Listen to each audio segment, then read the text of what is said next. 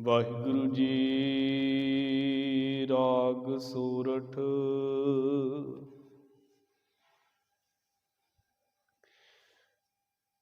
ਬਾਣੀ ਭਗਤ ਰਵਿਦਾਸ ਜੀ ਕੀ।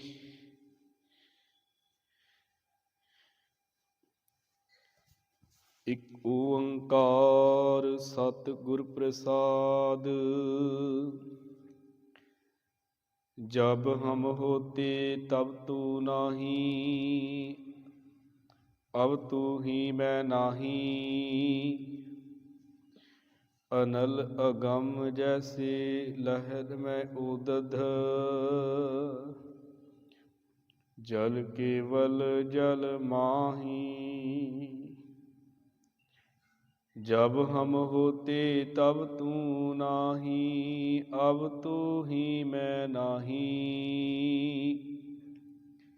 अनल अगम जैसे लहर में उदद, जल केवल जल माही। माधवे क्या कहिए ब्रह्म ऐसा, जैसा मानिए हुए ना तैसा रहाऊ। नरपत एक सिंहासन सोया, सुपने पया भिखारी। अछत राज विचरत दुख पाया, सोगत भई हमारी। राज पोयंग प्रसंग जैसे हैं, अब कछ मर्म जनाया। अनेक कटक जैसे फूल परी, अब कहते कहन न आया। सर्वे एक अनेक स्वामी, सब घट भुगवै सोई। कह रविदास हाथ पै नेरै, सहजे होए सोई। ਚਬਰ ਛਤਰ ਤਖਤ ਦੇ ਮਾਲਕ, ਸਮੁੱਚੀ ਮਾਨਵਤਾ ਦੇ ਰਹਿਬਰ ਵਾਲੀਏ, ਕੁਲ ਆਲਮ ਦੋ ਜਹਾਨਾਂ ਦੇ ਵਾਲੀ, ਅੰਮ੍ਰਿਤ ਕੇ ਮਜਸਮੇ ਸੱਚ ਦੇ ਉਪਦੇਸ਼ਕ, ਸਰਬ ਸਾਂਝੀ ਵਾਲਤਾ ਦਾ ਸਿਧਾਂਤ ਦੇਣ ਵਾਲੇ ਪਾਤਸ਼ਾਹ ਗਰੀਬ ਨਿਵਾਸ ਸਤਿਗੁਰੂ ਸਾਹਿਬ ਸ੍ਰੀ ਗੁਰੂ ਗ੍ਰੰਥ ਸਾਹਿਬ ਜੀਓ ਮਹਾਰਾਜ ਸਾਹਿਬ ਦੀ ਹਜ਼ੂਰੀ ਅੰਦਰ ਸਵਾਈਮਾਨ ਇਕੱਤਰ ਹੋਏ ਸਤਸੰਗੀ ਜਨੋ ਵਡਭਾਗੇ ਹੋ। ਗੁਰ ਹਜ਼ੂਰੀ ਵਿੱਚ ਗੁਰਬਖਸ਼ੇ ਉਦਮ ਸਦਕਾ ਸੰਧਿਆ ਦੀ ਦੀਵਾਨ ਦੀ ਹਾਜ਼ਰੀ ਭਰ ਕਰਕੇ ਆਪ ਸਰਬੱਤ ਮਾਈ ਪਾਈ ਜੀਵਨ ਨੂੰ ਸਫਲ ਕਰਨ ਦਾ ਸਫਲ ਯਤਨ ਪੇ ਕਰ ਰਹੇ ਹੋ। ਗੁਰੂ ਦਾਤਾ ਰਹਿਮਤ ਕਰੇ, ਸਭਨਾਂ ਦੀ ਹਾਜ਼ਰੀ ਮੰਨ ਕਰਕੇ ਸਾਹਿਬ ਦੀ ਹਜ਼ੂਰੀ ਵਿੱਚ ਲੱਗ ਜਾਵੇ। ਸਾਹਿਬ ਸਭਨਾਂ ਨੂੰ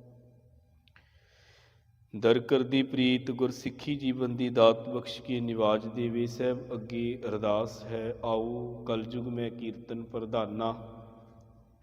ਗੁਰਮੁਖ ਜਪੀਐ ਲਾਏ ਧਿਆਨਾਂ ਦੇ ਮਹਾਵਾਕ ਅਨੁਸਾਰ ਆਪ ਸਰਬੱਤ ਕੀਰਤਨ ਦੇ ਰਾਹੀਂ ਇਬਾਦਤ ਭਗਤੀ ਗੁਰੂ ਕੀ ਸ਼ੋਭਾ ਵਡਿਆਈ ਦੇ ਵਿੱਚ ਜੁੜੇ ਸੀ। ਸਮਾਂ ਹੋਇਆ ਹੈ ਨੇਮ ਅਨੁਸਾਰ ਪਾਵਨ ਸਥਾਨ ਦੇ ਉੱਪਰ ਜੋ ਨਿਰਤਾ ਪ੍ਰਤੀ ਭਗਤ ਬਾਣੀ ਦੇ ਵਿੱਚੋਂ ਭਗਤ ਰਵਿਦਾਸ ਜੀ ਦੇ ਉਚਾਰਨ ਕੀਤੇ ਹੋਏ ਜੋ ਸ਼ਬਦ ਹਨ, ਉਹਨਾਂ ਸ਼ਬਦਾਂ ਦੇ ਵਿੱਚੋਂ ਨਿਤ ਇੱਕ ਇੱਕ ਸ਼ਬਦ ਦੀ ਵਿਚਾਰ ਕਰਦੇ ਆ ਰਹੇ ਹਾਂ। ਅੱਜ ਦਾ ਮੁਬਾਰਕ ਸ਼ਬਦ ਜੋ ਹੈ ਪਾਵਨ, ਜੋ ਅੰਗ ਹੈ 657 ਔਰ 58 ਦੇ ਉੱਪਰ ਰਾਗ ਸੂਰਠ ਦੇ ਵਿੱਚ ਜੋ ਭਗਤ ਜੀ ਦਾ ਦਰਜ ਹੈ। ਇਸ ਮੁਬਾਰਕ ਸ਼ਬਦ ਦਾ ਮੂਲ ਪਾਠ ਹੁਣੇ ਆਪ ਜੀ ਸਰਵਣ ਕਰਨੀ ਸੀ। ਆਓ ਇਹਨਾਂ ਰੱਬੀ ਬਚਨਾਂ ਦੀ ਵਿਚਾਰ ਨਾਲ ਜੁੜੀਏ। ਪਾਵਨ ਵਿਚਾਰ ਦੀ ਆਰੰਭਤਾ ਤੋਂ ਪਹਿਲਾਂ ਮਨ ਬਿਰਤੀਆਂ ਇਕਾਗਰ ਕਰਦੇ ਹੋਏ ਗੁਰਫਤਿਹ ਪ੍ਰਵਾਨ ਕਰੋ। ਬਖਸ਼ੋ ਅਸੀਸ, ਬੁਲਾਓ ਫਤਿਹ। ਆਖੋ ਜੀ ਵਾਹਿਗੁਰੂ ਜੀ ਕਾ ਖਾਲਸਾ, ਵਾਹਿਗੁਰੂ ਜੀ ਕੀ ਫਤਿਹ। ਅੱਜ ਦਾ ਜੋ ਸ਼ਬਦ ਹੈ ਰਾਗ ਸੂਰਠ ਦੇ ਵਿੱਚ ਭਗਤ ਰਵਿਦਾਸ ਜੀ ਦਾ ਉਚਾਰਨ ਕੀਤਾ ਹੋਇਆ ਪਾਵਨ ਅੰਗ 657 ਤੇ 58 ਦੇ ਉੱਪਰ ਸਵਾਈਮਾਨ ਹੈ। ਸੰਸਾਰ ਦੇ ਬਾਬਤ ਭਗਤ ਜੀ ਅੱਜ ਇੱਕ ਵਿਚਾਰ ਸਾਡੇ ਸਮਕਸ਼ ਰੱਖ ਰਹੇ ਨੇ। ਮਾਲਕ ਨੇ ਕਿਹਾ ਸੰਸਾਰ ਇੱਕ ਭਰਮ ਦੇ ਵਿੱਚ ਪਿਆ ਹੋਇਆ ਵਾ। ਸੰਸਾਰ ਭਰਮ ਦੇ ਵਿੱਚ ਪਿਆ ਹੋਇਆ, ਤੇ ਉਹ ਭਰਮ ਕੀ ਹੈ? ਭਰਮ ਤੋਂ ਭਾਵ ਕੀ ਹੋਇਆ ਕਰਦਾ ਵਾ ਵੀ ਭਰਮ ਕਿਹਨੂੰ ਕਹਿੰਦੇ ਆ? ਸਾਹਿਬ ਨੇ ਜ਼ਿਕਰ ਕੀਤਾ, ਮਾਧਵੇ ਕਿਆ ਕਹੀਏ ਭਰਮ ਐਸਾ, ਜੈਸਾ ਮਾਨੀਐ ਹੋਏ ਨਾ ਤੈਸਾ। ਮਾਧਵੇ ਉਸ ਪਰਮੇਸ਼ਰ ਨੂੰ ਭਗਤ ਜੀ ਕਹਿ ਰਹੇ ਨੇ ਵੀ ਮਾਧਵੇ ਕਿਆ ਕਹੀਏ ਭਰਮ ਕੈਸਾ, ਭਰਮ ਐਸਾ ਵੀ ਇਹ ਕਿਸ ਤਰ੍ਹਾਂ ਦਾ ਭਰਮ ਹੈ? ਜੈਸਾ ਮਾਨੀਏ ਹੋਏ ਨਾ ਤੈਸਾ। ਜਿਹਨੂੰ ਇਨਸਾਨ ਸੱਚ ਮੰਨ ਕੇ ਬੈਠਾ ਹੋਇਆ, ਅਸਲ ਵਿੱਚ ਉਹ ਸੱਚ ਹੈ ਨਹੀਂ, ਤੇ ਜਿਹਨੂੰ ਸੱਚ ਮੰਨ ਕੇ ਬੈਠਾ ਹੋਇਆ ਉਹ ਝੂਠ ਹੈ। ਜਿਹਨੂੰ ਸੱਚ ਮੰਨ ਕੇ ਬੈਠਾ ਉਹ ਝੂਠ ਹੈ, ਤੇ ਝੂਠ ਨੂੰ ਇਨਸਾਨ ਸੱਚ ਮੰਨ ਕੇ ਬੈਠਾ, ਇਹਨੂੰ ਭਰਮ ਕਿਹਾ ਗਿਆ ਵਾ। ਔਰ ਇਸੇ ਸ਼ਬਦ ਵਿੱਚ ਭਗਤ ਜੀ ਫਿਰ ਕਈ ਤਰੀਕਿਆਂ ਦੀਆਂ ਉਦਾਹਰਨਾਂ ਦੇ ਕੇ ਇਨਸਾਨ ਨੂੰ ਸਮਝਾ ਰਹੇ ਨੇ। ਇਹ ਸ਼ਬਦ ਜਿਹੜਾ ਇਹਦੇ ਵਿੱਚ ਪਰਮੇਸ਼ਰ ਦੇ ਪ੍ਰਤੀ, ਪਰਮੇਸ਼ਰ ਦੇ ਪਰਥਾਏ ਭਰਮ ਦੀ ਗੱਲ ਸਾਹਿਬ ਨੇ ਕੀਤੀ ਵੀ ਇਨਸਾਨ ਕਹਿ ਰਿਹਾ ਉਹ ਪਰਮੇਸ਼ਰ ਪ੍ਰਮਾਤਮਾ ਜਿਹੜਾ ਇਨਸਾਨ ਤੋਂ ਵੱਖਰਾ ਵਾ। ਪਰ ਜਦੋਂ ਬਾਬਾ ਫਰੀਦ ਜੀ ਨੇ ਗੱਲ ਕੀਤੀ, ਜਦੋਂ ਭਗਤ ਬਾਣੀ ਦੇ ਵਿੱਚ ਭਗਤਾਂ ਗੱਲ ਪਰਮੇਸ਼ਰ ਦੀ ਕੀਤੀ, ਤਾਂ ਇੱਕ ਜ਼ਿਕਰ ਆਉਂਦਾ ਵਾ, ਖਾਲਕ ਖਲਕ ਮੈਂ ਖਲਕ ਬਸੈ ਰੱਬ ਮਾਹੀ। ਉਹਨਾਂ ਤਿੰਨ ਜ਼ਿਕਰ ਕੀਤੇ ਵੀ ਖਲਕ ਜਿਹੜੀ ਹੈ ਤਾਂ ਆ ਕੁੱਲ ਕਾਇਨਾਤ, ਇਹਦੇ ਵਿੱਚ ਖਾਲਕ ਉਹ ਪਰਮੇਸ਼ਰ ਵਸਦਾ ਖਲਕਤ ਦੇ ਵਿੱਚ, ਤੇ ਖਲਕ ਵਸੈ ਰੱਬ ਮਾਹੀ। ਜਿਹੜੀ ਖਲਕਤ ਹੈ ਉਹ ਰੱਬ ਦੇ ਵਿੱਚ ਇਹਦਾ ਵਾਸਾ ਹੈ, ਕੋਈ ਵੱਖਰੇਵਾ ਨਹੀਂ ਹੈ, ਕੋਈ ਵੱਖਰਾਪਨ ਨਹੀਂ ਹੈ। ਅਸੀਂ ਸਾਰੇ ਰੱਬ ਦੇ ਵਿੱਚ, ਭਾਵ ਉਸ ਪਰਮੇਸ਼ਰ ਦੇ ਵਿੱਚ ਭੇਦ ਹਾਂ, ਇੱਕ ਰੂਪ ਹਾਂ। ਪਰ ਕਈ ਇਨਸਾਨ ਕਹਿ ਰਹੇ ਨੇ, ਕਈ ਮਤ ਇਹ ਗੱਲ ਕਹਿ ਰਹੇ ਨੇ ਵੀ ਪਰਮੇਸ਼ਰ ਇਨਸਾਨ ਤੋਂ ਵੱਖਰਾ ਹੈ। ਕਿਸੇ ਸੱਤਵੇਂ ਆਕਾਸ਼ ਦੀ ਗੱਲ ਕੀਤੀ, ਕੋਈ ਪੱਛਮ ਅੱਲਾ ਮੁਕਾਮਾ। ਪਰ ਜਦੋਂ ਭਗਤ ਸਾਹਿਬ ਨੇ ਬਾਣੀ ਵਿੱਚ ਗੱਲ ਕੀਤੀ ਤਾਂ ਸਾਹਿਬ ਨੇ ਜ਼ਿਕਰ ਕੀਤਾ ਵੀ ਕੋਈ ਕਹਿ ਰਿਹਾ ਪੱਛਮ ਅੱਲਾ ਮੁਕਾਮਾ, ਪਰ ਜਦੋਂ ਗੁਰੂ ਕੇ ਵਚਨ ਗੱਲ ਕਰਦੇ ਪਰਮੇਸ਼ਰ ਦੀ ਤਾਂ ਉਹਨਾਂ ਜ਼ਿਕਰ ਕੀਤਾ ਦਿਲ ਮੈਂ ਖੋਜ ਦਿਲੈ ਮੈਂ ਖੋਜੋ ਇਹੀ ਠੌਰ ਮੁਕਾਮਾ। ਸੱਜਣਾ, ਜਿਸ ਰੱਬ ਨੂੰ ਤੂੰ ਬਾਹਰ ਲੱਭ ਰਿਹਾ ਮਾਨਾ, ਉਹਨੂੰ ਬਾਹਰ ਲੱਭਣ ਦਾ ਯਤਨ ਪਿਆ ਕਰ ਰਿਹਾ, ਉਹ ਤੇਰੇ ਹਿਰਦੇ 'ਚ ਤੇਰੇ ਪਾਸ ਹੀ ਹੈ, ਤੇਰੇ ਅੰਦਰ ਹੀ ਹੈ। ਇੱਕ ਭਰਮ ਹੈ, ਇੱਕ ਭੁਲੇਖਾ ਹੈ, ਜੋ ਹੈ ਝੂਠ, ਇਨਸਾਨ ਉਹਨੂੰ ਸੱਚ ਮੰਨ ਕੇ ਬੈਠਾ ਹੋਇਆ ਵਾ। ਇਨਸਾਨ ਉਹਨੂੰ ਸੱਚ ਮੰਨ ਕੇ ਬੈਠਾ ਹੋਇਆ। ਤੇ ਜਦੋਂ ਸਾਹਿਬ ਦੇ ਸ਼ਬਦ ਆਪਾਂ ਪੜ੍ਹਦੇ ਹਾਂ ਪਰਮੇਸ਼ਰ ਦੇ ਪਰਥਾਏ, ਤਾਂ ਇੱਕ ਜ਼ਿਕਰ ਆਉਂਦਾ, ਸਾਹਿਬ ਨੇ ਕਿਹਾ ਕਾਹੇ ਰੇ ਮਨ ਖੋਜਨ ਜਾਈ, ਸਰਬ ਨਿਵਾਸੀ ਸਦਾ ਅਲੇਪਾ, ਤੋਹੀ ਸੰਗ ਸਮਾਈ। ਭਗਤ ਉੱਥੇ ਸਾਹਿਬ ਨੇ ਕਿਹਾ ਵੀ ਕਾਹਦੇ ਲਈ ਸੰਜਰਾ? ਉਸ ਪਰਮੇਸ਼ਰ ਨੂੰ ਲੱਭਣ ਦੇ ਲਈ ਜੰਗਲਾਂ ਦੇ ਵਿੱਚ, ਵਨਾਂ ਦੇ ਵਿੱਚ ਤੁਰਿਆ ਫਿਰਦਾ ਵਾ। ਤੋਹੀ ਸੰਗ ਸਮਾਈ, ਉਹ ਤੇਰੇ ਹਿਰਦੇ 'ਚ ਹੀ ਹੈ, ਉਹਦੇ ਵਿੱਚ ਤੂੰ ਤੇ ਤੇਰੇ ਵਿੱਚ ਉਹ ਸਮਾਇਆ। ਕੋਈ ਵੱਖਰਾਪਨ ਨਹੀਂ ਹੈ, ਇੱਕ ਭਰਮ ਹੈ ਵੀ ਪਰਮੇਸ਼ਰ ਤੇਰੇ ਤੋਂ ਵੱਖ ਹੈ। ਨਹੀਂ, ਤੂੰ ਉਹਦੇ ਵਿੱਚ ਤੇ ਉਹ ਤੇਰੇ ਵਿੱਚ ਸਮਾਇਆ ਹੋਇਆ। ਜੋ ਭਗਤ ਜੀ ਨੇ ਪਹਿਲੇ ਸ਼ਬਦ ਵਿੱਚ ਗੱਲ ਕੀਤੀ ਸੀ ਨਾ, ਉਹਨਾਂ ਜ਼ਿਕਰ ਕੀਤਾ ਇਨਸਾਨ ਔਰ ਰੱਬ ਦੇ ਵਿੱਚ ਫਰਕ ਕੀ ਹੈ। ਉਹਨਾਂ ਜ਼ਿਕਰ ਕੀਤਾ ਭਗਤ ਜੀ ਦਾ ਪਹਿਲਾ ਸ਼ਬਦ ਰਾਗ ਸ਼੍ਰੀ ਰਾਗ ਦਾ, ਤੋਹੀ ਮੋਹੀ ਮੋਹੀ ਤੋਹੀ ਅੰਤਰ ਕੈਸਾ, ਕਨਕ ਕਟਕ ਜਲ ਤਰੰਗ ਜੈਸਾ। ਉਹਨਾਂ ਜ਼ਿਕਰ ਕੀਤਾ ਸੱਜਣਾ, ਜਿਵੇਂ ਸੋਨਾ ਸੋਨੇ ਤੋਂ ਤਿਆਰ ਕੀਤੇ ਹੋਏ ਗਹਿਣੇ ਨੇ, ਇੰਨਾ ਕੁ ਫਰਕ ਹੈ ਬਸ। ਇੱਕ ਮਿਕਤਾ ਹੈ, ਇੱਕ ਹੀ ਰੂਪ ਨੇ ਸਭ, ਥੋੜਾ ਫਰਕ ਹੈ, ਪਰ ਸਮਾਏ ਇੱਕ ਦੂਜੇ ਵਿੱਚ ਹੀ ਸਭ ਹੋਏ ਨੇ। ਸਾਹਿਬ ਨੇ ਜ਼ਿਕਰ ਕੀਤਾ ਮਾਧਵੇ ਕਿਆ ਕਹੀਏ ਭਰਮ ਐਸਾ, ਜੈਸਾ ਮਾਨੀਏ ਹੋਏ ਨਾ ਤੈਸਾ। ਸੱਜਣਾ, ਕਿਹੜਾ ਭਰਮ ਪਾ ਕੇ ਬੈਠਾ ਹੋਇਆ? ਜੋ ਹੈ ਸੱਚ ਉਹਨੂੰ ਝੂਠ ਮੰਨ ਕੇ, ਤੇ ਜੋ ਝੂਠ ਹੈ ਉਹਨੂੰ ਸੱਚ ਮੰਨ ਕੇ ਆਪਣੇ ਜੀਵਨ ਦੇ ਵਿੱਚ ਤੂੰ ਕਬੂਲ ਕਰੀ ਬੈਠਾ ਵਾ। ਭਰਮ ਇਨਸਾਨ ਨੂੰ ਅਸਫਲਤਾ ਦੀਆਂ ਸਿਖਰਾਂ ਤੇ ਲੈ ਜਾਂਦਾ। ਜੇ ਕਿਸੇ ਬੰਦੇ ਦੇ ਮਨ 'ਚ ਭਰਮ ਪੈ ਜਾਵੇ ਨਾ, ਉਹ ਮਨ ਬੰਦੇ ਨੂੰ ਕਦੇ ਸਫਲ ਨਹੀਂ ਜੀ ਕਰਵਾ ਸਕਦਾ। ਜਿਹੜੇ ਮਨ ਭਰਮ ਦੇ ਵਿੱਚ ਪਏ ਹੋਏ ਨੇ, ਜਿਹੜੇ ਭਰਮਣ ਵਿੱਚ ਮਨ ਪਏ ਹੋਏ ਨੇ, ਉਹ ਕਦੇ ਵੀ ਧਰਮ ਦੀ ਦੁਨੀਆ ਦੇ ਅੰਦਰ ਉੱਚ ਬੁਲੰਦੀਆਂ ਤੇ ਨਹੀਂ ਪਹੁੰਚਦੀ। ਸਾਹਿਬ ਜ਼ਿਕਰ ਕਰਦੇ ਹੈ, ਮਾਲਕ ਨੇ ਕਿਹਾ ਇਨਸਾਨ ਭਰਮਣ ਵਿੱਚ ਪਿਆ ਹੋਇਆ, ਇਹਨੇ ਉਸ ਇੱਕ ਨੂੰ ਆਪਣੇ ਹਿਰਦੇ ਵਿੱਚ ਲੱਭਿਆ ਖੋਜਿਆ ਹੀ ਨਹੀਂ ਹੈ। ਸਾਹਿਬ ਜ਼ਿਕਰ ਕੀਤਾ ਭ੍ਰਮਤ ਫਿਰਤ ਬਹੁ ਜਨਮ ਬਿਲਾਨੇ, ਤਨ ਮਨ ਧਨ ਨਹੀਂ ਹੀਰੇ। ਜ਼ਿਕਰ ਕੀਤਾ ਸਜਣਾ ਮਨ ਆਨੰਦ ਵਿੱਚ ਖੁਸ਼ੀ ਵਿੱਚ ਆਇਆ ਹੀ ਨਹੀਂ, ਬਸ ਐਵੇਂ ਭਟਕਣਾ ਦੇ ਵਿੱਚ ਹੀ ਸਾਰਾ ਜੀਵਨ ਬਤੀਤ ਕਰ ਦਿੱਤਾ। ਭਗਤ ਜੀ ਕਹਿ ਰਹੇ ਨੇ, ਕਾਹਦੇ ਲਈ ਇਹ ਭਰਮ ਪਾ ਕੇ ਬੈਠਾ ਹੋਇਆ ਸੱਜਣਾ ਵੀ ਰੱਬ ਤੇਰੇ ਤੋਂ ਵੱਖ ਹੈ? ਨਹੀਂ, ਉਹ ਤੇਰੇ ਅੰਦਰ ਤੇਰੇ ਹਿਰਦੇ ਵਿੱਚ ਹੀ ਹੈ। ਤੇ ਜਿਨ੍ਹਾਂ ਗੁਰਮਤਿ ਦੇ ਫਲਸਫੇ ਨੂੰ ਸਮਝਿਆ, ਜਦੋਂ ਭਾਈ ਕਨ੍ਹਈਆ ਜੀ ਦਾ ਜ਼ਿਕਰ ਕਰੀਏ ਤੇ ਉਹਨਾਂ ਦਾ ਜੀਵਨ ਦਾ ਪੰਧ, ਉਹਨਾਂ ਦੇ ਜੀਵਨ ਨੂੰ ਵਿਚਾਰੀਏ ਤਾਂ ਸੱਚਮੁੱਚ ਜੀ ਉਹਨਾਂ ਜ਼ਿਕਰ ਕੀਤਾ, ਉਹਨਾਂ ਆਪਣੇ ਜੀਵਨ ਦੇ ਵਿੱਚ ਇਸ ਵਾਕਿਆ ਨੂੰ, ਅਵਲ ਅੱਲਾ ਨੂਰ ਉਪਾਇਆ ਕੁਦਰਤ ਕੇ ਸਭ ਬੰਦੇ, ਏਕ ਨੂਰ ਤੇ ਸਭ ਜਗ ਉਪਜਿਆ, ਕੌਣ ਭਲੇ ਕੋ ਮੰਦੇ। ਉਹਨਾਂ ਇਸ ਚੀਜ਼ ਨੂੰ ਪ੍ਰੈਕਟੀਕਲ ਰੂਪ ਦੇ ਵਿੱਚ ਸੰਸਾਰ ਦੇ ਸਾਹਮਣੇ ਰੱਖ ਦਿੱਤਾ।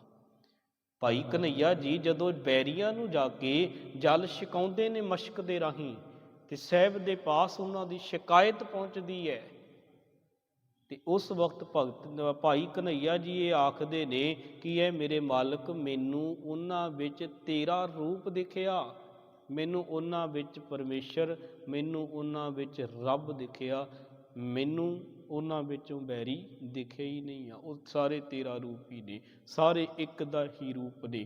ਜਿਨ੍ਹਾਂ ਗੁਰੂ ਕੇ ਬਚਨਾਂ ਨੂੰ ਪੜ੍ਹਿਆ, ਉਹਨਾਂ ਦੇ ਐਸੇ ਭਰਮ ਦੂਰ ਹੋਏ ਕਿ ਰੱਬ ਇਨਸਾਨ ਤੋਂ ਵੱਖਰਾ ਨਹੀਂ ਸੱਜਣਾ, ਇਹ ਤੇਰੇ ਹਿਰਦੇ 'ਚ ਹੀ ਹੈ। ਤੋ ਹੀ ਸੰਗ ਸਮਾਈ।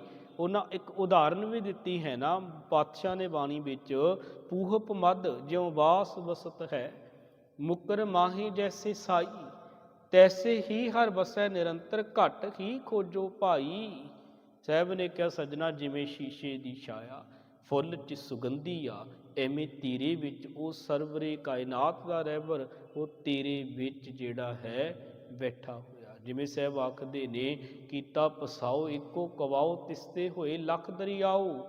ਮਾਲਕ ਨੇ ਜ਼ਿਕਰ ਕੀਤਾ, ਆਪੀ ਨੇ ਆਪ ਸਾਜਿਓ, ਆਪੀ ਨੇ ਰਚਿਓ ਨਾਉ, ਦੋਈ ਕੁਦਰਤ ਸਾਜੀਏ, ਕਰ ਆਸਨ ਡਿਠੋ ਚਾਓ। ਫਿਰ ਉਹਨਾਂ ਜ਼ਿਕਰ ਕੀਤਾ, ਦਾਤਾ ਕਰਤਾ ਆਪ ਤੂੰ, ਦੇ ਲੈਸੈ ਜਿੰਦ ਕਬਾਓ। ਸਾਹਿਬ ਨੇ ਕਿਹਾ ਉਹ ਦਾਤਾ ਵੀ ਹੈ, ਸਭ ਕੁਝ ਕਰਨ ਵਾਲਾ, ਕਰਤਾ ਕ੍ਰੀਏਟਰ ਵੀ ਉਹ ਹੈ, ਤੇ ਉਹ ਪੁਰਖ ਭਾਵ ਸਰਬ ਵਿਆਪਕ ਵੀ ਹੈ, ਉਹ ਸਭਨਾਂ ਦੇ ਵਿੱਚ ਸਮਾਇਆ ਹੋਇਆ। ਇਹ ਭਰਮ ਭੁਲੇਖਾ ਦੂਰ ਕਰ ਦਈਏ ਕਿ ਪਰਮੇਸ਼ਰ ਇਨਸਾਨ ਤੋਂ ਵੱਖਰਾ ਵਾ। ਇਹ ਭਰਮ ਹੈ, ਇਹ ਭੁਲੇਖਾ ਹੈ ਵੀ ਉਹ ਵੱਖ ਹੈ ਇਨਸਾਨ ਤੋਂ, ਨਹੀਂ, ਉਹ ਸਭਨਾਂ ਦੇ ਵਿੱਚ ਹੈ। ਤੇ ਜਿਨ੍ਹਾਂ ਨੇ ਇਹ ਕਬੂਲ ਕੀਤਾ, ਫਿਰ ਉਹ ਪੜ੍ਹਦੇ ਨੇ, ਸਭ ਕੋ ਮੀਤ ਹਮ ਆਪਨ ਕੀਨਾ, ਹਮ ਸਭਨਾ ਕੇ ਸਾਜਨ। ਉਹ ਆਖਦੇ ਨੇ, ਹਮ ਨਹੀਂ ਚੰਗੇ ਬੁਰਾ ਨਹੀਂ ਕੋਈ, ਪ੍ਰਣਵਤ ਨਾਨਕ ਤਰੈ ਸੋਏ। ਇਹ ਕੌਣ ਪੜ੍ਹਦੇ ਹੈ? ਕਿੰਨਾ ਪ੍ਰੈਕਟੀਕਲ ਰੂਪ ਵਿੱਚ ਜੀਵਨ ਵਿੱਚ ਲੈ ਕੇ ਆਉਂਦਾ, ਕਿੰਨਾਂ ਨੂੰ ਸਭਨਾਂ ਦੇ ਵਿੱਚ ਪਰਮੇਸ਼ਰ ਦਿਖ ਰਿਹਾ ਵਾ।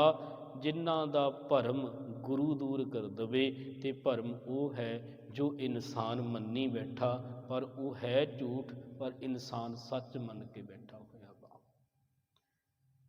ਸੱਚ ਮੰਨ ਕੇ ਬੈਠਾ ਹੋਇਆ। ਸੋ ਸਾਹਿਬ ਇੱਥੇ ਜ਼ਿਕਰ ਕਰ ਰਹੇ ਨੇ, ਮਾਧਵੇ ਕਿਆ ਕਹੀਏ ਭਰਮ ਐਸਾ, ਜੈਸਾ ਮਾਨੀਏ ਹੋਏ ਨਾ ਤੈਸਾ। ਪਹਿਲੇ ਬੰਦ ਵਿੱਚ ਭਗਤ ਜੀ ਨੇ ਜ਼ਿਕਰ ਕੀਤਾ, ਜਬ ਹਮ ਹੋਤੇ ਤਬ ਤੂੰ ਨਾਹੀ, ਅਬ ਤੂੰ ਹੀ ਮੈਂ ਨਾਹੀ। ਹਾਂ, ਇਨਸਾਨ ਉਦੋਂ ਆਪਣੇ ਆਪ ਦੇ ਵਿੱਚ ਪਰਮੇਸ਼ਰ ਨੂੰ ਨਹੀਂ ਕਬੂਲਦਾ ਜਦੋਂ ਇਹਦੇ ਅੰਦਰ ਹਉਮੈ ਦਾ ਬੀਜ ਹੁੰਦਾ ਵਾ। ਭਾਵ ਜਦੋਂ ਹਉਮੈ ਹੈ ਤਾਂ ਉਹ ਪਰਮੇਸ਼ਰ ਨਹੀਂ, ਜਦੋਂ ਪਰਮੇਸ਼ਰ ਹੈ ਤਾਂ ਹਉਮੈ ਨਹੀਂ। ਹਉਮੈ ਦਾ ਜਿਹੜਾ ਹੈ ਉਸ ਪਰਮੇਸ਼ਰ ਨਾਲ ਵਿਰੋਧ ਹੈ। ਜਿਸ ਸਰੀਰ ਵਿੱਚ ਹਉਮੈ ਹੰਕਾਰ ਹੈ ਉੱਥੇ ਰੱਬ ਦਾ ਵਾਸਾ ਨਹੀਂ। ਕਹਿਣ ਤੋਂ ਭਾਵ ਉਹ ਰੱਬ ਤੋਂ ਇਨਸਾਨ ਦੀ ਦੂਰੀ ਹੁੰਦੀ ਹੈ। ਜਿਹਦੇ ਅੰਦਰ ਹਉਮੈ ਹੈ, ਦਿਵੈਸ਼ ਹੈ, ਈਰਖਾ ਹੈ, ਜੈਲਿਸ ਹੈ, ਮਾਲਕ ਨੇ ਕਿਹਾ ਉਹ ਸਰੀਰ ਕਦੇ ਉਸ ਸੱਚ ਦੀ, ਉਸ ਪਰਮੇਸ਼ਰ ਦੀ ਕਬੂਲ ਪ੍ਰਵਾਨਗੀ ਨਹੀਂ ਜੇ ਕਰਦੇ ਜਿਨ੍ਹਾਂ ਦੇ ਜੀਵਨ 'ਚ ਹੰਕਾਰ ਹੈ, ਹਉਮੈ ਹੈ। ਇਸ ਕਰਕੇ ਮਾਲਕ ਨੇ ਕਿਹਾ ਵਾ ਨਾ, ਹਉਮੈ ਜਦੋਂ ਹੈ ਜੀਵਨ ਵਿੱਚ ਉਦੋਂ ਉਹ ਪਰਮੇਸ਼ਰ ਨਹੀਂ। ਜਿਵੇਂ ਸਾਹਿਬ ਆਖਦੇ ਨੇ, ਕਿਵ ਸਚਿਆਰਾ ਹੋਈਐ, ਕਿਵ ਕੂੜੈ ਟੁੱਟੈ ਪਾਲ, ਹੁਕਮ ਰਜ਼ਾਈ ਚੱਲਣਾ ਨਾਨਕ ਲਿਖਿਆ ਨਾਲ। ਮਾਲਕ ਨੇ ਕਿਹਾ ਵਾ ਹਉਮੈ ਦੀਰਘ ਰੋਗ ਹੈ ਦਾਰੂ ਇਸ ਮਾਹ। ਸਜਣਾ ਇਹ ਇੱਕ ਦੀਰਘ ਡੂੰਘਾ ਰੋਗ ਹੈ, ਪਰ ਜਿਨ੍ਹਾਂ ਦੇ ਜੀਵਨ 'ਚੋਂ ਦੂਰ ਹੋਈ ਹਉਮੈ ਉਹ ਰੱਬ ਦੇ ਬੜੇ ਨਜ਼ਦੀਕ ਹੋ ਗਏ। ਭਗਤ ਕਬੀਰ ਵਰਗਿਆਂ ਉਹਨਾਂ ਨੇ ਜੀਵਨ ਵਿੱਚ ਐਸੀ ਦ੍ਰਿੜਤਾ ਉਸ ਸੱਚ ਦੀ ਕਬੂਲ ਲਈ, ਉਹਨਾਂ ਇੱਥੋਂ ਤੱਕ ਕਹਿ ਦਿੱਤਾ, ਕਬੀਰ ਮੇਰਾ ਮੁਝ ਮੈਂ ਕਿਛ ਨਹੀਂ, ਜੋ ਕਿਛ ਹੈ ਸੋ ਤੇਰਾ, ਤੇਰਾ ਤੁਝ ਕੋ ਸੌਂਪ ਤੇ ਕਿਆ ਲਾਗੈ ਮੇਰਾ। ਉਹਨਾਂ ਕਿਹਾ ਕਬੀਰ ਕੂਕਰ ਰਾਮ ਕੋ, ਮੋਤੀਆ ਮੇਰੋ ਨਾਉ, ਗਲੇ ਹਮਾਰੇ ਜੀਵਰੀ ਜਾਂ ਖਿੰਚੈ ਤਹ ਜਾਓ। ਐ ਮੇਰੇ ਮਾਲਕ ਮੈਂ ਤੇਰੇ ਹੁਕਮ ਦਾ ਬੱਧਾ, ਹੁਕਮ ਦੀ ਆਗਿਆ ਦੇ ਵਿੱਚ ਆਪਣੇ ਜੀਵਨ ਨੂੰ ਬਤੀਤ ਕਰਾਂਗਾ। ਭਗਤ ਜੀ ਕਹਿ ਰਹੇ ਨੇ ਜਬ ਹਮ ਹੋਤੇ, ਇੱਥੇ ਹਮ ਤੋਂ ਭਾਵ ਹੈ ਹਉਮੈ। ਜਦੋਂ ਹਉਮੈ ਆ ਬੰਦੇ ਦੇ ਜੀਵਨ 'ਚ, ਤਬ ਤੂੰ ਨਾਹੀਂ, ਉਦੋਂ ਤੂੰ ਨਹੀਂ ਹੈ। ਅਬ ਤੂੰ ਹੀ ਮੈਂ ਨਾਹੀਂ, ਪਰ ਜਦੋਂ ਤੇਰੀ ਹੋਂਦ ਅੰਦਰ ਪ੍ਰਗਟ ਹੋ ਗਈ, ਪਹਿਚਾਨ ਲਿਆ, ਉਦੋਂ ਹਉਮੈ ਦੂਰ ਹੋ ਜਾਂਦੀ ਹੈ। ਅਨਲ ਅਗੰਮ ਜੈਸੇ ਲਹਿਰ ਮੈਂ ਓਦਦ, ਜਲ ਕੇਵਲ ਜਲ ਮਾਹੀ। ਇੱਕ ਹਵਾ ਦੀ ਤੇਜ਼ ਪਰਤ ਆਉਂਦੀ, ਹਵਾ ਹਨੇਰੀ ਆਉਂਦੀ ਹੈ, ਸਮੁੰਦਰ ਦੀਆਂ ਬੇਅੰਤ ਲਹਿਰਾਂ ਜਿਹੜੀਆਂ ਉਹ ਫੁੱਟਦੀਆਂ ਨੇ, ਪਰ ਉਹ ਲਹਿਰਾਂ ਜਦੋਂ ਉਹ ਹਵਾ ਬੰਦ ਹੋ ਜਾਂਦੀ ਹੈ ਉਹ ਸਮੁੰਦਰ ਦਾ ਰੂਪ ਹੀ ਹੋ ਜਾਂਦੀਆਂ ਨੇ। ਇਸੇ ਤਰ੍ਹਾਂ ਸੱਜਣਾ ਤੇਰੇ ਅੰਦਰ ਜਦੋਂ ਹਉਮੈ ਹੈ ਤੇ ਇਹ ਹਉਮੈ ਜਦੋਂ ਦੂਰ ਹੁੰਦੀ ਹੈ ਤੂੰ ਉਹਦਾ ਹੀ ਸਰੂਪ ਬਣ ਜਾਂਦਾ ਵਾ, ਪਰਮੇਸ਼ਰ ਦਾ ਹੀ ਸਰੂਪ ਹੈ। ਤੇ ਸਾਹਿਬ ਜ਼ਿਕਰ ਵੀ ਕਰਦੇ ਹੈ, ਜੇ ਪਰਮੇਸ਼ਰ ਨੂੰ ਦੇਖਣਾ ਤਾਂ ਸਾਹਿਬ ਆਖਦੇ ਨੇ, ਜਹ ਜਹ ਵੇਖੋ ਤਹ ਹਜੂਰ, ਦੂਰ ਕਤਹੂ ਨਾ ਜਾਈ, ਰੱਬ ਰਖਿਆ ਸਰਵਤਰ ਮੈਂ, ਮਨ ਸਦਾ ਧਿਆਈ। ਸੱਜਣਾ ਜਿੱਧਰ ਵੀ ਦੇਖਦਾ ਉਧਰ ਹੀ ਰੱਬ ਹੈ। ਘਟ ਘਟ ਮੈਂ ਹਰਜੂ ਵਸੈ, ਸੰਤਨ ਕਹਿਓ ਪੁਕਾਰ। ਹਰ ਘਟ ਹਰ ਕਨ ਹਰ ਥਾਂ ਹਰ ਜਗ੍ਹਾ ਦੇ ਉੱਪਰ ਉਸ ਦੀ ਮੌਜੂਦਗੀ ਹੈ। ਜਿਵੇਂ ਸਾਹਿਬ ਗੁਰੂ ਨਾਨਕ ਪਾਤਸ਼ਾਹ ਕਹਿੰਦੇ ਆ ਨਾ, ਪਾਵਨ ਗੁਰੂ, ਹਵਾ ਸਾਡੀ ਗੁਰੂ ਹੈ ਤੇ ਗੁਰੂ ਹਰ ਵਕਤ ਸਾਨੂੰ ਬਾਚ ਪਿਆ ਕਰ ਰਿਹਾ ਵਾ। ਭਾਵ ਹਵਾ ਸਾਡੇ ਨਜ਼ਦੀਕ ਹੈ, ਜਿਵੇਂ ਸਾਡੇ ਅੰਦਰ ਹਵਾ ਸਾਡੇ ਬਾਹਰ ਹਵਾ। ਇਸੇ ਤਰ੍ਹਾਂ ਮਾਲਕ ਕਹਿ ਰਹੇ ਨੇ ਸੱਜਣਾ ਉਹ ਪਰਮੇਸ਼ਰ ਹੈ, ਉਹ ਤੇਰੇ ਹਿਰਦੇ 'ਚ ਵੀ ਹੈ, ਤੇਰੇ ਤੋਂ ਬਾਹਰ ਵੀ ਹੈ। ਕਾਹੇ ਰੇ ਮਨ ਖੋਜਨ ਜਾਈ, ਸਰਬ ਨਿਵਾਸੀ ਸਦਾ ਅਲੇਪਾ, ਤੋਹੀ ਸੰਗ ਸਮਾਈ। ਬੇਅੰਤ ਸਾਨੂੰ ਜਿਹੜੀਆਂ ਉਦਾਹਰਨਾਂ ਗੁਰੂ ਕੇ ਬਚਨਾਂ ਦੇ ਵਿੱਚ ਉਸ ਪਰਮੇਸ਼ਰ ਦੀ ਹੋਂਦ ਦੀਆਂ ਮਿਲਦੀਆਂ ਨੇ। ਸੋ ਸਾਹਿਬ ਇੱਥੇ ਕਹਿ ਰਹੇ ਨੇ, ਅਨਲ ਅਗਮ ਜੈਸੇ ਲਹਿਰ ਮੈਂ ਓਦਦ, ਜਲ ਕੇਵਲ ਜਲ ਮਾਹੀ। ਜਦੋਂ ਸਜਣਾ ਹਵਾ ਦੀ ਪਰਤ ਤੇਜ਼ ਧਾਰ ਆਉਂਦੀ ਹੈ, ਸਮੁੰਦਰ ਵਿੱਚੋਂ ਅਨੇਕਾਂ ਲਹਿਰਾਂ ਫੁੱਟਦੀਆਂ ਨੇ। ਇਸੇ ਤਰ੍ਹਾਂ ਤੇਰੇ ਜੀਵਨ 'ਚ ਜਦੋਂ ਹੰਕਾਰ ਹਉਮੈ ਹੈ, ਬੇਅੰਤ ਲਹਿਰਾਂ ਕਾਮ ਕ੍ਰੋਧ ਮੋਹ ਹੰਕਾਰ ਦੀਆਂ ਫੁੱਟਦੀਆਂ, ਪਰ ਜਦੋਂ ਇਹ ਹਉਮੈ ਹੰਕਾਰ ਸ਼ਾਂਤ ਹੁੰਦਾ, ਸਾਹਿਬ ਨੇ ਕਿਹਾ ਤੂੰ ਉਹਦਾ ਰੂਪ ਬਣ ਜਾਂਦਾ ਵਾ। ਜਬ ਹਮ ਹੋਤੇ ਤਬ ਤੂੰ ਨਾਹੀਂ, ਅਬ ਤੂੰ ਹੀ ਮੈਂ ਨਾਹੀਂ, ਅਨਲ ਅਗਮ ਜੈਸੇ ਲਹਿਰ ਮੈਂ ਓਦਦ, ਜਲ ਕੇਵਲ ਜਲ ਮਾਹੀ। ਤੂੰ ਉਸ ਪਰਮੇਸ਼ਰ ਦਾ ਹੀ ਰੂਪ ਬਣ ਜਾਂਦਾ ਵਾ। ਜੇ ਚਾਹੁੰਨਾ ਪਰਮੇਸ਼ਰ ਦਾ ਸਰੂਪ ਬਣਨਾ ਉਹਦੇ ਵਰਗਾ, ਤਾਂ ਮਾਲਕ ਜ਼ਿਕਰ ਕਰਦੇ ਹੈ ਜਪ ਬਾਣੀ ਦੇ ਵਿੱਚ। ਸਾਹਿਬ ਨੇ ਕਿਹਾ ਕਿਵ ਸਚਿਆਰਾ ਹੋਈ ਹੈ, ਕਿਵ ਕੂੜੈ ਟੁੱਟੈ ਪਾਲ। ਤੂੰ ਕਿਵੇਂ ਸਚਿਆਰ ਹੋ ਸਕਦਾ, ਤੂੰ ਪਵਿੱਤਰ ਕਿਵੇਂ ਹੋ ਸਕਦਾ, ਕਿਵੇਂ ਕੂੜ ਦੀ ਕੰਧ, ਇਹ ਜਿਹੜੀ ਭੀਤ ਹਉਮੈ ਦੀ ਹੈ ਇਹ ਤੇਰੀ ਟੁੱਟ ਸਕਦੀ ਹੈ। ਉਹਦੇ ਲਈ ਮਾਲਕ ਨੇ ਕਿਹਾ ਹੁਕਮ ਰਜ਼ਾਈ ਚੱਲਣਾ ਨਾਨਕ ਲਿਖਿਆ ਨਾਲ। ਸੱਜਣਾ ਉਹਦੇ ਹੁਕਮ ਉਹਦੀ ਰਜ਼ਾ ਦੇ ਵਿੱਚ ਚੱਲਣਾ ਸਿੱਖ ਲੈ, ਇਹੋ ਤੈਨੂੰ ਸਚਿਆਰ ਪਦ ਤੱਕ ਲੈ ਕੇ ਜਾਵੇਗਾ, ਸਚਿਆਰ ਪਦ ਤੱਕ ਲੈ ਕੇ ਜਾਵੇਗਾ। ਸੋ ਸਾਹਿਬ ਇੱਥੇ ਜ਼ਿਕਰ ਕਰ ਰਹੇ ਨੇ, ਅਗਲੇਰੇ ਬੰਦ ਵਿੱਚ ਇੱਕ ਜ਼ਿਕਰ ਕੀਤਾ ਵੀ ਬੰਦੇ ਨੂੰ ਪਰਮੇਸ਼ਰ ਦੀ ਹੋਂਦ ਜਿਹੜੀ ਹੈ ਉਹ ਆਪਣੇ ਆਪ ਵਿੱਚ ਜਦੋਂ ਨਹੀਂ ਦੇਖਦਾ, ਇਹ ਝੂਠ ਹੈ। ਤੇ ਇਸ ਭਰਮ ਨੂੰ ਬਿਆਨ ਕਰਨ ਦੇ ਲਈ ਇੱਕ ਉਦਾਹਰਨ ਦਿੱਤੀ ਹੈ ਉਹਨਾਂ ਨੇ। ਭਗਤ ਜੀ ਨੇ ਜ਼ਿਕਰ ਕੀਤਾ ਵੀ ਇੱਕ ਰਾਜਾ ਵਾ ਤੇ ਉਹ ਰਾਜ ਪ੍ਰਬੰਧ ਚਲਾ ਰਿਹਾ, ਪਰ ਜਦੋਂ ਰਾਤ ਨੂੰ ਸੌਂ ਗਿਆ ਤੇ ਸੁਪਨੇ ਦੇ ਵਿੱਚ ਕੀ ਹੋਇਆ, ਉਹਦਾ ਰਾਜ ਭਾਗ ਖੋਹ ਲਿਆ ਗਿਆ। ਉਹ ਰਾਜਾ ਸੜਕਾਂ ਤੇ ਆ ਗਿਆ, ਉਹਦੇ ਤੋਂ ਰਾਜ ਭਾਗ ਖੋਹ ਲਿਆ ਗਿਆ ਸੁਪਨੇ ਦੇ ਵਿੱਚ ਰਾਤ ਨੂੰ। ਪਰ ਉਹ ਸੁਪਨੇ ਨੂੰ ਸੱਚ ਮੰਨ ਕੇ ਬਹਿ ਗਿਆ ਤੇ ਇੱਕੋ ਦਮ ਆਪੋ ਧਾਪੀ ਦੇ ਵਿੱਚ ਜਦੋਂ ਅੱਖ ਖੁੱਲ੍ਹਦੀ ਉੱਠਦਾ, ਉਹ ਕਹਿੰਦਾ ਬਚ ਗਈ, ਇਹ ਤਾਂ ਇੱਕ ਸੁਪਨਾ ਸੀ। ਇਸੇ ਤਰ੍ਹਾਂ ਮਾਲਕ ਨੇ ਕਿਹਾ, ਸੱਜਣਾ ਤੇਰਾ ਭਰਮ ਹੈ ਇੱਕ ਸੁਪਨੇ ਦੀ ਨਿਆਈ ਹੈ ਵੀ ਤੂੰ ਪਰਮੇਸ਼ਰ ਨੂੰ ਆਪਣੇ ਆਪ ਤੋਂ ਵੱਖ ਸਮਝਦਾ ਨਹੀਂ। ਫਰੀਦਾ ਖਾਲਕ ਖਲਕ ਮੈਂ, ਖਲਕ ਵਸੈ ਰੱਬ ਮਾਹੀ। ਉਹ ਤੇਰੇ ਵਿੱਚ ਹੈ, ਤੂੰ ਰੱਬ ਦੇ ਵਿੱਚ ਹੀ ਸਮਾਇਆ ਹੋਇਆ, ਤੂੰ ਰੱਬ ਦੇ ਵਿੱਚ ਹੀ ਰਹਿੰਦਾ ਮਾਂ। ਸਾਹਿਬ ਜ਼ਿਕਰ ਕੀਤਾ, ਨਰਪਤ ਏਕ ਸਿੰਘਾਸਨ ਸੋਇਆ, ਸੁਪਨੇ ਭਇਆ ਭਿਖਾਰੀ। ਨਰਪਤ ਭਾਵ ਰਾਜਾ, ਏਕ ਸਿੰਘਾਸਨ ਸੋਇਆ, ਉਹ ਇੱਕ ਸਿੰਘਾਸਨ ਤੇ ਸੁੱਤਾ।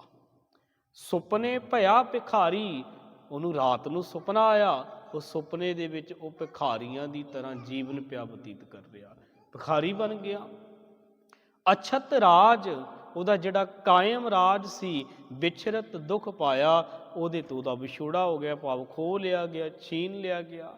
ਅਛਤ ਰਾਜ ਵਿਛਰਤ ਦੁੱਖ ਪਾਇਆ, ਤੇ ਬੜਾ ਦੁੱਖ ਪਾਉਂਦਾ ਵਾ। ਸੋ ਗਤ ਭਈ ਹਮਾਰੀ, ਮਾਲਕ ਨੇ ਕਿਹਾ ਸੱਜਣਾ ਤੂੰ ਤੁਰਿਆ ਫਿਰਦਾ, ਐਸੀ ਹੀ ਤੇਰੀ ਵੀ ਕੋਈ ਅਵਸਥਾ ਬਣੀ ਹੋਈ ਹੈ, ਤੂੰ ਭਰਮ ਦੇ ਵਿੱਚ ਹੀ ਜੀਵਨ ਪਿਆ ਬਤੀਤ ਕਰ ਰਿਹਾ ਵਾ।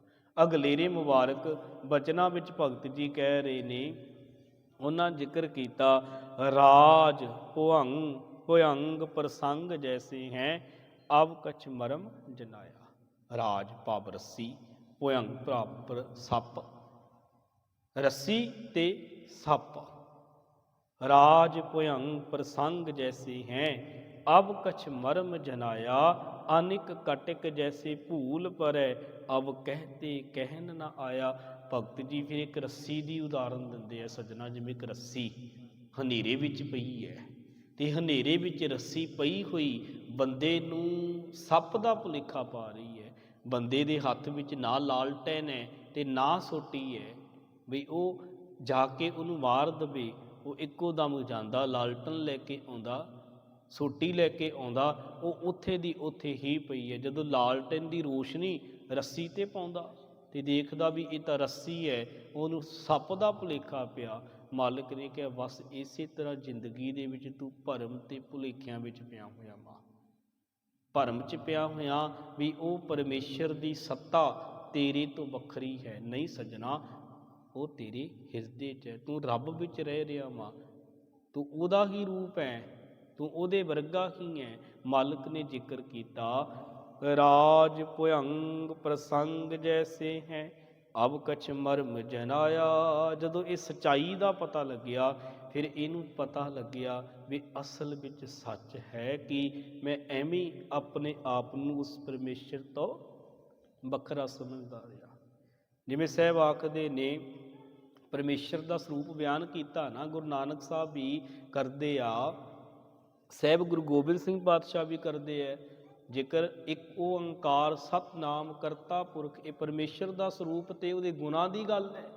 ਤੇ ਇਸੇ ਤਰ੍ਹਾਂ ਸਾਹਿਬ ਗੁਰੂ ਗੋਬਿੰਦ ਸਿੰਘ ਪਾਤਸ਼ਾਹ ਜ਼ਿਕਰ ਕਰਦੇ ਆ, ਚੱਕਰ ਚਿਹਨ ਅਰ ਵਰਨ ਜਾਤ ਅਰ ਪਾਤ ਨਹਿਨ ਜੇ, ਰੂਪ ਰੰਗ ਅਰ ਰੇਖ ਭੇਖ ਕੋ ਕਹਿ ਨਾ ਸਕਤ ਕਿਹ, ਅਚਲ ਮੂਰਤ ਅਨਭਉ ਪ੍ਰਕਾਸ਼ ਅਮਿਤੋਜ ਕਹੀਜੈ, ਕੋਟ ਇੰਦਰ ਇੰਦਰਾਨ ਸ਼ਾਹ ਸ਼ਾਹਾਨ ਗਨੀਜੈ, ਤ੍ਰਿਭਵਨ ਮਹੀਪ ਸੁਰ ਨਰ ਅਸੁਰ।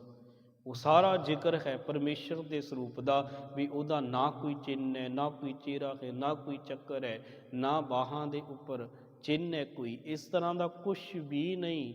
ਉਹ ਨਿਰਗੁਣ ਤੇ ਸਰਗੁਣ ਸਰੂਪ ਸਾਡੇ ਵਿੱਚ ਵੀ ਬੈਠਾ ਤੇ ਸਭਨਾਂ ਨੂੰ ਸਾਡੇ ਬਾਹਰ ਬੈਠਾ ਵੀ ਦੇਖ ਰਿਹਾ ਵਾ।